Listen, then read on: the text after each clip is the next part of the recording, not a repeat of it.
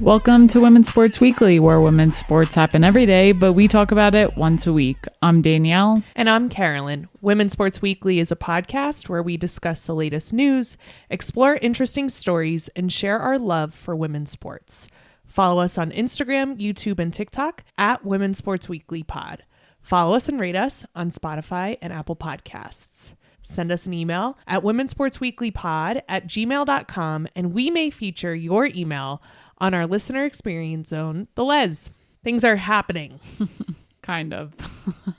We have had a hell of a week. Remember last week when I said that I didn't have any mental breakdowns over the basement? Well, the time has come. Multiple. We're learning as we go. We're doing the best we can. Framing a basement might be the hardest thing I've ever done. And we were not ready to get to this stage. We were thrown into the framing because we didn't realize that in order for the plumber to do the work he had to do, part of the basement had to be framed. So whether we wanted to or not, we started to learn how to frame walls. In 5 hours time with no tools and no experience. And it had to get done before the plumber came back the following day. Well, we got the tools. It's just a matter of learning how to use certain tools and learning how to frame a wall. It's not for the weak. Someone send help, because I'm looking at the camera. I cannot do this anymore. Yes, you can. You have been doing it. We have been doing it. I just feel like the amount of time that we spend trying to figure it out, like, to me, time is money. And we have spent so much time, and I'm like, a professional could literally do this in 2 days. And we have spent hours and hours just looking at each other like, I have no idea how to do this. Builds character. No.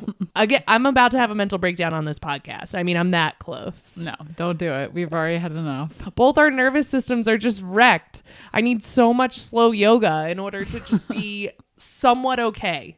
Yeah, I have to say, Sunday I thought would be easier after we were forced to learn in the middle of the week last week. It was not easier, and it did take a long time for my nervous system to come down. Just the stress of trying to do it and feeling so stupid when trying to do these things. It's not a fun feeling. And I've said this to you before. I think that's a huge trigger for me. Like, I hate feeling dumb, and I feel so dumb the entire time we're doing the basement, on top of just all of the physical labor. Like, the physical stuff I'm fine with, but the not knowing what I'm doing and it just not working. A hammer gun, is that what it's called? A nail gun. A nail gun just not working. Yeah, someone check to see if we're okay, because I'm not okay. You were getting really annoyed with me because I couldn't get the nails to go in the wall with the nail gun. I'm really gonna cry. And then I was fed up with you talking about it. I was ready to move to the drill, but you wanted to see for yourself if the nail gun was working or if it was a user error. And Carolyn takes the nail gun, puts it up to the frame, and almost flew backwards off the steps. I'm crying. And you were like, whoa, that just recoiled. I didn't know it was going to do that. And I was like, Carolyn, I've been trying to use this thing for the last 3 hours. This is why I said I want to use the drill now, but I needed you to try for yourself. Why won't the nail gun work? On every YouTube video, the guy's just standing there with the nail gun going around. We've been renting a lot of tools, I have to say. I think that one's a little faulty, so we're going to try a new one. We'll have to report back next week if it truly was that nail gun or we are truly just not meant to use a nail gun. And people have been liking that we're like putting some of our stuff on our personal Instagram so people can follow along, and like, we just can't put anything because we're just so frustrated the whole time. Nothing's getting done for hours, and then we finally are like, oh, this is maybe how you do it. Oh my gosh, it's just such a nightmare. Never do this. Yeah. Just pay someone. But I do have to give us some credit that we have reset a few times, me and you, when we've gotten frustrated with each other and really tried to make the problem and not each other the problem. Yes. And that is super helpful. So if this is doing anything, because I don't think we're going to be able to do this basement, if I'm being very honest, but it will make our relationship stronger. That is for sure. You As strong as the framing in our basement. Oh no, I don't want to do that. It's not that strong. It is sturdy. And I have to say, being an athlete in our past and current, we still play sports. The resilience, it's going to keep us going. No, this is why I'm not a pro athlete, because I don't have a lot of resilience. I get beaten down and I just want to stop. Well, we must continue on. Okay, let's get into something more fun. We also have to talk about Halloween. Oh my gosh, how did I even forget? I think I have PTSD from the basement. I forgot the fun we had this weekend. It was Halloween weekend. We did dress up. We said we would share on this episode what we were. A lot of people were confused by your costume, Carolyn. What were you exactly? I thought it was pretty clear. I was a salmon. You were a salmon, but a lot of people thought you had udders, including myself. Some people thought you were udders Just to my bear. Or they thought I was a cow. I don't know. You were a fat bear. Let's start there. You were a fat bear and I was a salmon, and it was a great idea, and it was my idea, and I'd like to take credit for it. I homemade my salmon outfit. And so I bought these little pieces of like salmon fillet that you can get off Amazon that people use to take photography pictures of food. And I was like, oh, I'm going to get these salmon fillets. I'm going to wear all salmon as a color, and I'm going to put these little fillets on my body. And you put them on your body very uniform, and they truly looked like udders. And so then I looked like salmon udders, and then people thought that maybe Danielle was a cow and that I was just her udders. I had a fish headband on. I thought it was clear. People figured it out, but at first I think it was a little confusing. Yeah, we still had fun, and I'm still very proud of it. I don't think I'll be keeping that t-shirt with my salmon udders on it. No, that has got to go. It does. But regardless, it was a fun Halloween. I love Halloween. I love dressing up. I love just seeing everyone else dressed up. So even if people are confused by costumes, it is such a fun holiday. And at the bar, someone came up to me who was also dressed as a bear and was like, hey, where's your fish? And he had a like stuffed animal fish in his hand, and you just popped up out of nowhere and you're like, I'm here. So that was probably my favorite highlight from the costume. Oh, it was a fun night. But yep, Halloween is over. Lastly, what I have to celebrate this past weekend is Amanda running her second marathon. Amanda is my sister. Super excited for her, and shout out to all the New York City marathon runners this past weekend. She finished her second marathon. First one she did was a few years ago at Chicago, and then she completed New York City marathon over the weekend. She got a PR. Shoey for Amanda. And she did a shoey. The shoey legacy continues in New York. New York is just, it's the only marathon I've done, and it'll probably be the only marathon I ever do. But I love seeing the videos because the crowd there is just so electric for everyone. The signs are amazing, and there's just so many people out. And because it always happens on daylight savings when we fall back, I feel like everyone in New York is just out and about, and it's just such a great day. And yeah, I had major FOMO seeing all the videos and pictures. One, not being there to cheer on Amanda was hard, and two, I would have loved to run it again. I was so jealous that she had the opportunity to run this weekend, but I'm so happy for her and proud of her. Yeah, my FOMO was I just wanted to be there and see Amanda. I didn't need to run it again, but I do like to be there on that day. Yeah, so shout out to you, Amanda. Awesome job. Really excited for you, and we know how hard it is to get a PR, so congrats. Oof. Big time on that. We have a very special episode this week, but before we get into it, let's do some updates from Women's Sports Weekly. Please rate and subscribe to our podcast. We love putting this podcast together. We produce, edit, record, co-host. We do everything for this podcast. And the best way for us to continue is for our podcast to keep growing and to find more people. So please share with your friends. Please rate and subscribe. Do all the little things. It goes a long, long way. And if you rate our podcast 5 stars and send us a screenshot, we will send you a Women's Sports Weekly sticker in the mail. Also this week, this Thursday and every Thursday at 6 p.m., we have Run Club at the 99er Sports Bar here in Denver. Last Thursday was super fun. We had our Halloween costume run and everyone came out and dressed up. It is a really fun group. We hope to continue to grow it. So if you are in the Denver area, come out and run with us. We do run 3 miles. After the 3-mile run, we come back to the bar, enjoy some beers. And if you listen to our podcast and share the weekly secret word with the bartenders after the run, you get 50% off your first draft. This week's word is Jillian, and it is Jillian because we have a very special guest today for this episode. We are joined by Jillian Carroll Letrinko.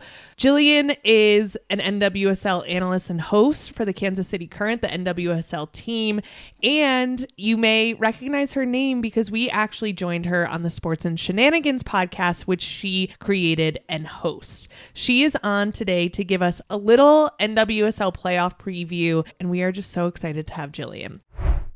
We are so excited to be joined by Jillian Carroll Letrinko today on Women's Sports Weekly to talk NWSL playoffs. Jillian is an NWSL analyst and host for the KC Current. She also created and hosts the Sports and SHEnanigans podcast. We are so thrilled to have her expertise on the show today. Welcome, Jillian. Hey, thank you so much for having me. It's awesome to see both of you, and I'm always up to talk NWSL. So happy to be here. We are so happy to have you as well. So let's get right into it. The playoffs are set. The seeding is here. Can you just introduce, where are we? Who's in this? Who's playing? Where are they located? It's interesting because this year, 2025, NWSL brought back what's called Decision Day, right? So it's that one day, which happened to be just Sunday, where all the teams play, and it truly is the deciding match to see who is going to make it above the playoff line and into the playoffs. In the past, they peppered the games across the weekend, so it really wasn't as an exciting, dramatic day. But 2025 brought back Decision Day, and it was great for the fans. The lore of NWSL is mighty, and it was really fun to have that back. So we have from top to bottom, Kansas City, Washington, Portland, Orlando, they had been secured for a little while. Then we had 50 to Seattle, San Diego, Racing, and Gotham. And Racing was really the team that had to do everything they possibly could on Decision Day to get themselves into the playoffs. So there it is. We have the top 8 heading into quarterfinals this coming weekend, which is really exciting. And I don't know that every team on this top 8 would have gotten my vote at the beginning of the season.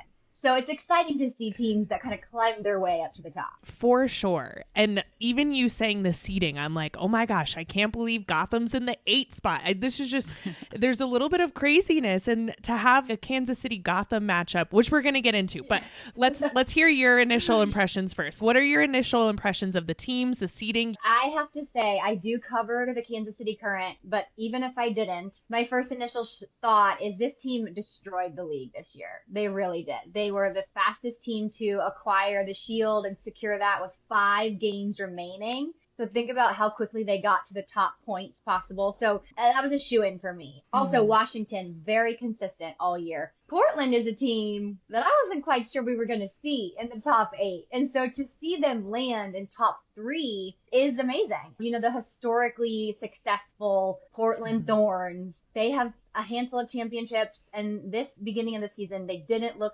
commanding enough to me that they would be here. But they made it into 3rd, so good for them.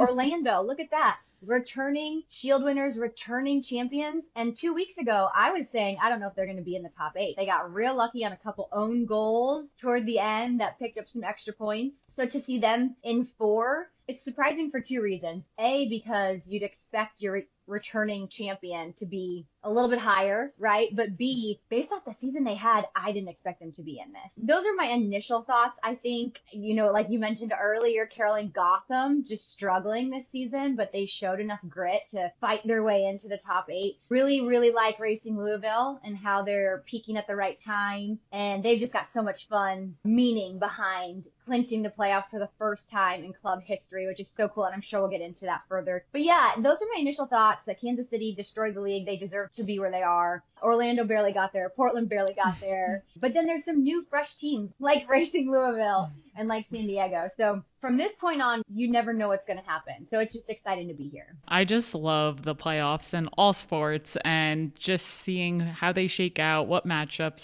they're going to be in. So just to give the listeners some background, the matchups are Kansas City versus Gotham. Then we have Spirit versus Racing Louisville, Portland Thorns versus San Diego Wave, and then Orlando versus Seattle Reign. So curious, and I'm sure you have some bias with Kansas City, but what matchups are you most excited for? You know, I actually would put my first match I'm most excited for is going to be Washington versus Racing Louisville, because it is going to be a team that, if they're healthy, so everything with Washington is who's available, right? Who's going to be available? Is Trinity going to be available to play? Can Croy Bethune put in 90 minutes? It's all about who is going to be healthy for them. But they're also at home, and Rowdy Audi Stadium earned that name for a reason. It's electric, and it is hard to play there. But I'm most excited for this because Racing Louisville is just showing so much grit right now, and they just have this unique motivation, as we chatted about. This is the first time they've ever made the playoffs. You know, they finished 9th for the past 2 years. That's 1 away from the playoff spot. So imagine being so close and not getting it twice, and now they're finally there. And of course, Bev Yanez doing some amazing things, trailblazing through the league, the first player to reach NWSL playoffs as a player and a coach. You gotta love our female coaches. There are not many, but the ones that are there are amazing. So Washington and Louisville, that's my number 1. Number 2 is going to be Kansas City and Gotham, just because 1 versus 8, Gotham is a strong side. I know. Gotham in an 8, they're just a team that you really can't underestimate. And so it just feels like it's a kind of a tough draw for Kansas City. And they're just having such a prolific season. But I'm like, it kind of stinks to draw Gotham in the 8th spot. And Gotham, when there were playoffs, when there were 6 teams in playoffs, Gotham won as a bottom seed, as a 6th seed. So I'm not going to say anything about Kansas City in front of you, Jillian, but I was like, that's a tough matchup. And then, as you mentioned with Spirit and Racing Louisville, I also wouldn't want to play Racing Louisville right now. They're extremely physical, and they're here because they want to win, and they got here through their grit and determination. So those 2 top seeds are going to be great games. Yeah, they really are. And I think they're going to be different matches as far as tempo. And you mentioned the aggression, the grit, again, I think it's just like a unique motivation that Racing has, that they finally made it and they want to go all the way. So those are my 2 matches. And you mentioned it as well. Gotham in 2023, when they barely got above the playoff line, they fought their way to win, and they are a strong side. And with Kansas City, it's also about who's healthy. We did see Tim Washawinga pick up an injury against Houston, and then we did see Bia Zanerato pick up a little bit of a knock in this last match. So that's a question mark for Kansas City as well. Yeah, injuries are always tough, and in that same line in terms of what teams are doing well, are they going to have their full roster? Do you have 2 to 3 front runners that you're thinking are going to go really far at this point? Yeah, and I would say let's just play that everyone's healthy, that Washington gets Trinity back, that Kansas City gets Tim Washawinga back, but my eyes are on Kansas City and Washington, and just the way that they played Kansas City, my eyes are going to be on San Diego, because this last weekend they came into Kansas City and they scored early on Kansas City. Kansas City had never given up a goal at home. They had never been trailing a team before at home. And San Diego came in and they had energy. They were firing on all cylinders. Pearl Maroney stood strong against Michelle Cooper, closed her down for the better part of the match, and they're just a strong side for me. So I would say KC, Washington, and San Diego. My dark horse would be Racing, but when I do look at them against Washington, that's my match to watch for sure. It's one of those who's playing for Washington. And if it gets down to specific players are out, I'm going with Racing Louisville. Even on the road at Washington. But yeah, I would also classify San Diego as a dark horse, just because of the way they came in blazing against Kansas City, which that's hard to do at CPKC Stadium. We love some dark horses with some upsets, as long as it's not the team you're rooting for, right? But I do love a good upset once in a while. It's fun for the playoffs, right? Anything could happen. So should we do a little rapid fire for this first round and you just tell us who's winning the game? Ooh, okay. Okay, first one, Kansas City, Gotham. Kansas City. Spirit, Racing Louisville. I'm going Racing Louisville. I love it. I know some of our listeners are not going to love it, but I love it. And there's so much of it for me to just, the way that Bev Yanez leads that team and the way these players respond to her. Emma Sears is on fire lately. Taylor Flint would throw down anywhere, anytime. So that's what I'm going with. Portland, San Diego. This one's tough. I also am going to go with San Diego on this, and some of the listeners might not agree because Portland has such the tradition of success, and they've been there before, and they just have it. And Sam Coffey is a solid leader, and Olivia Moultrie is shining bright right now. So she's going to be tough to beat, and it's going to be at Portland. So I know it's crazy, but I just saw a spark in San Diego this weekend that looked very difficult to dim. So I'm going to go San Diego. And when teams get hot, it doesn't matter how you do all this whole entire season. If you get hot at the right time, NWSL After Dark occurs and crazy things can happen. I know. Okay, last one, Orlando versus Seattle. Okay, this one is honestly the hardest one for me because I feel like, respectfully, both teams are pretty lukewarm at the moment. And, they just played each other. They just came off of a match, and so it was a decision day match. Seattle's traveled down to Orlando. They're actually just staying down there, so they're not going to go back. Because think about it, that travel from Florida to Seattle, so they're going to stay there. So part of me goes to Seattle because they're going to be there all week long. By the time that match comes, I feel like they're going to be so dialed in. I just struggle with Seattle, who their goal scorers are at the moment. And then the other piece for me is I think it would be crazy to doubt Marta in the playoffs. Yes, so, for sure. I am going to go Orlando reluctantly, but I do think it will be an interesting match. There's not a big home field advantage in Orlando, but it's Marta in the playoffs, so can't doubt her. So I'll go Orlando. Okay, and then who's taking it all home? Who, if you could make a big, bold prediction, who do you see winning the 2025 NWSL championship? Yeah, and again, I call the current games. I'm at training every week. Take that all away, I'm still going to go Kansas City. What they've done this season has been, yes, historic and monumental, but it has been a statement.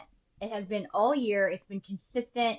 It's not just been one player. Yes, Tim Washawinga, MVP. Yes, she is. The T-shirt is on. She is one of one. We just saw her claim the Golden Boot back-to-back years. I get that. She is one of one. I still think, even if Shawinga is injured, this team is so stacked.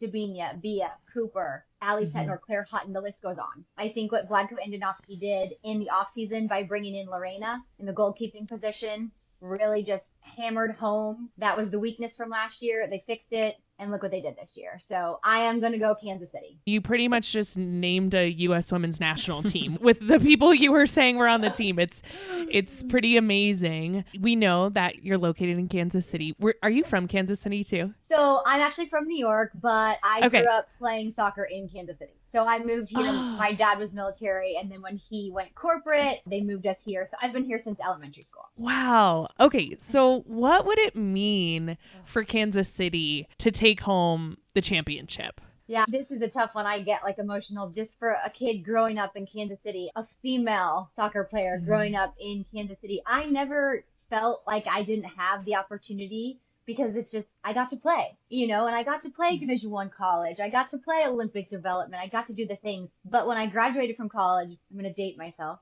There was no NWSL. There was no opportunity for me to play local. I could have gone overseas. Yeah. I didn't want to do that. So the fact now that not only is there NWSL, which we've seen since 2014, the fact that in Kansas City, this team is trailblazing through the league and setting the new standard for what women's sports should look like is just unbelievable. It just evokes so much pride from everyone in Kansas City. You didn't even have to grow up playing, but everybody who's here is so, so proud of CPKC Stadium, of the investment, of the continued growth. Kansas City just added the second tier team, the KC Current 2, built them a stadium. So it's just the continued growth. It's not just I'm going to smack some money over and build something real fast and call it a day. It's continued investment and growth. So for somebody who's here in Kansas City, bringing that title would mean everything. Last year, opening the stadium, having an amazing season was fantastic, but it almost washed away when we lost in the semifinals to Orlando.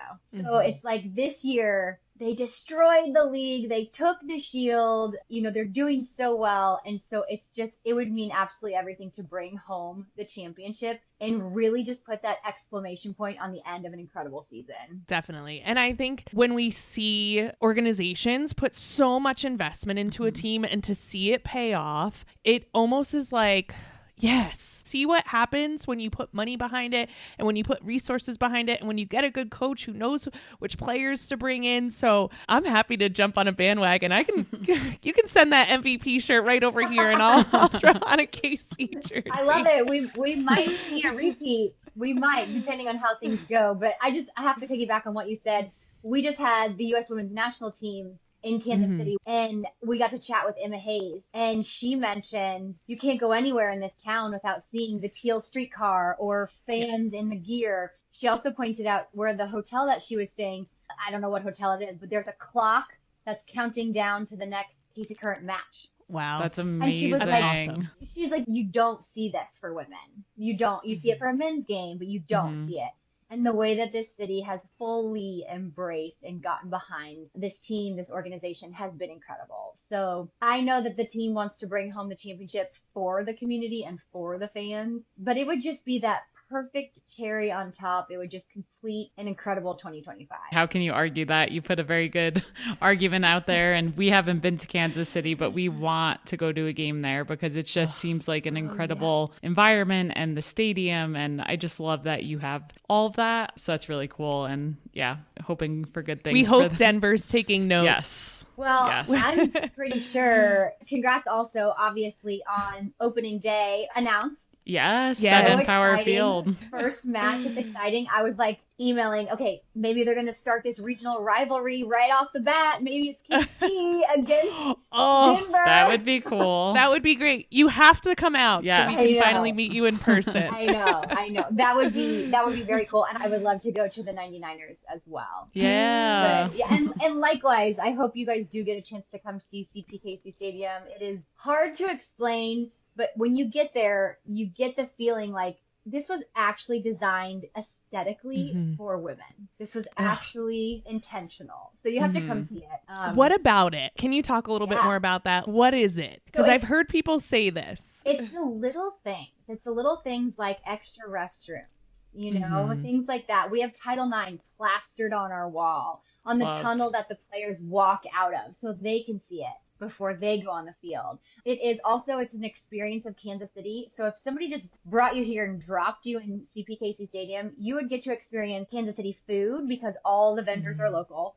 Kansas City art because there's a ton of local art throughout the stadium. The energy because the fans are incredible. The views because we're right on the river looking south to downtown. Yep. It's just so much. It's just so intentional. And then the teal seats are beautiful. I know that's like a sidebar, but it just feels this was done for women. This was done intentionally. This is not going to be old and gray, historic, rickety old anything at any point. There's such integrity and there's such intentionality behind everything. So it's really cool. And then there's not a bad seat in the house. You're, I think, 100 feet from the pitch, no matter what seat you're in. Wow. That's awesome. Cool. That's Yeah. amazing. So we hope to expand. Let me say this. I hope that we expand because we've sold out 2 seasons in a row, but I hope that's coming. It is a possibility. I know Denver went to 14,000, I think, right? 14.5 or something. We would love to match that. But no, it's super cool. And even just like walking up the exterior, we've got the CPKC train. We've got the community members greeting you as you come in. We are the first team that have our very own team store as well. So obviously that's probably something Denver will have, which is amazing. Yeah, and I think the coolest part about it is that Angie Long, our co-owner, co-founder, always says, we're the first to do it, but we're not going to be the last. Yeah, and it's such a good point of like even a team store. I remember we went to a Seattle Reign game and I was looking for a t-shirt. I was like, I want to get a t-shirt. And it was very difficult to find. And I was like, this is crazy. So yeah, Kansas City is the model. And we hope that people just continue to replicate and make it better and better along the way. With that, where can people continue to follow you throughout playoffs? You're covering the KC Current. You know so much about the NWSL. I'm sure our listeners are going to want to continue to follow you. So where can they find you? That's very kind of you to say that. I appreciate the opportunity to talk NWSL any and every day. But thank you so much. My podcast page it's called Sports and SHEnanigans, and she is highlighted in Shenanigans. But you can find me on Instagram. I do some content there. And then my podcast is on every streaming platform as well, just Sports and SHEnanigans with Jillian. We've got YouTube as well. But yeah, I'd love to interact. I'd love feedback. I know I'm going to take some hits on Louisville beating Washington. But bring it on, because I want to hear your thoughts. I think that's the coolest part, I think, about women's sports fans, is it's like a respectful banter. Mm-hmm. You know, I'm from New York, so I'm a Yankees fan. I'm married to an Eagles fan. So it's like, ugh. But our women's sports fans, they're legit. So yeah, but thanks. I would love for anybody to follow along and chime in where they can. Well, we appreciate you so much. We appreciate your time. Playoffs begin this Friday, November 7th on Prime Video at 8 p.m. Eastern Time, where the reigning NWSL champs, the Orlando Pride, will take on the number 5 Seattle Reign. And then there are games throughout the weekend, so please stay tuned, watch those games. And thank you, Jillian, so much for joining us. We so appreciate your time and your knowledge. That is it for this week. We will see you next week on Women's Sports Weekly. In the meantime, watch women's sports and share the podcast with your friends. Rate and subscribe to the pod on Spotify, Apple, and YouTube. Thanks for joining us.